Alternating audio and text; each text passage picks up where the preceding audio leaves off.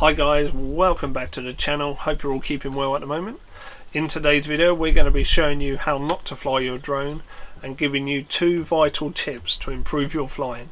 So let's jump into the video.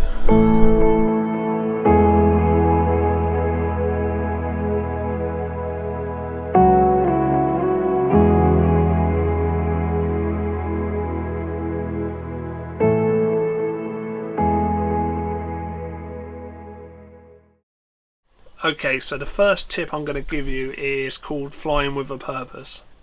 Now you're probably saying, well, the drone flies and that is its purpose.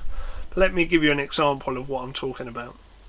Many years ago, when we first bought our Phantom 3 Standard, which was, like I say, some years ago, we didn't really understand what the drone was for, what it's capable of, and we used to take it to the field near our house, stick it in sports mode, send it up and down the field as fast as we could, trying to see how close we can get it to the tops of trees, doing flybys past ourselves, sending it as high as we could, basically flying without a purpose. There we go.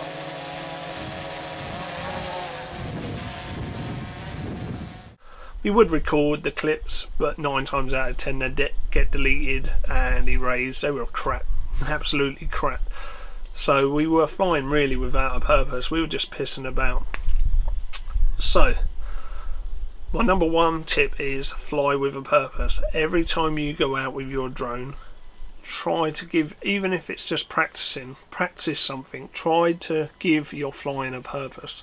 Take 2 markers with you. If you're flying on a field, just put 2 markers down, do a figure of 8, testing your panning, try and be as smooth as possible around the markers, record it, and honestly you give yourself a week and you'll see that your footage, your control and your drone flying will improve immensely. So that's number 1 tip, fly with a purpose.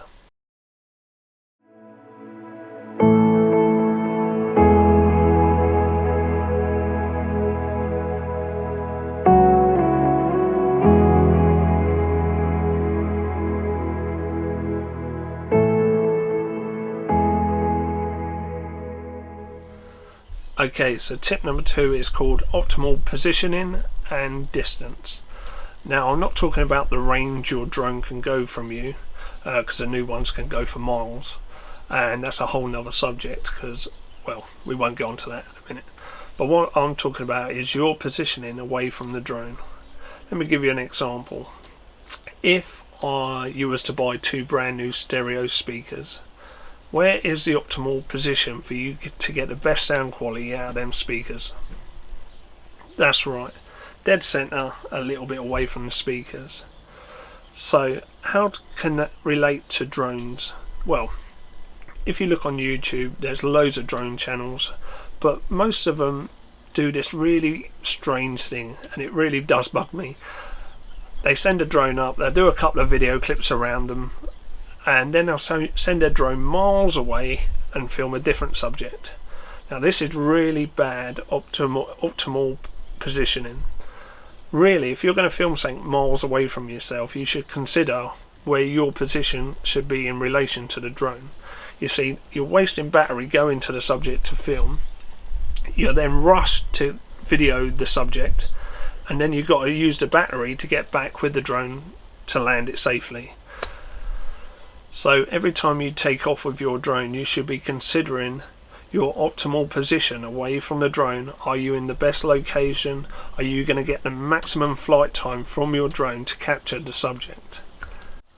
So this weekend you're thinking about going to fly your drone and you have a location in mind or a subject in mind. Let's, for example, say a water tower that you want to do a video on or take a photograph of. Now you've taken into account tip 1, which is flying with a purpose. You've got that now, and you know what you're going to set out to do. You're going to film or record or take a photo of this water tower. Now the optimal position isn't 2 miles away from the water tower. The optimal position away from that water tower is 100 meters or a couple of 100 meters away, so you can send a drone in closer. You're getting the maximum performance out of your battery and the best chance of getting the best footage possible. So tip number 1, flying with a purpose, and tip number 2, optimal position and distance go hand in hand.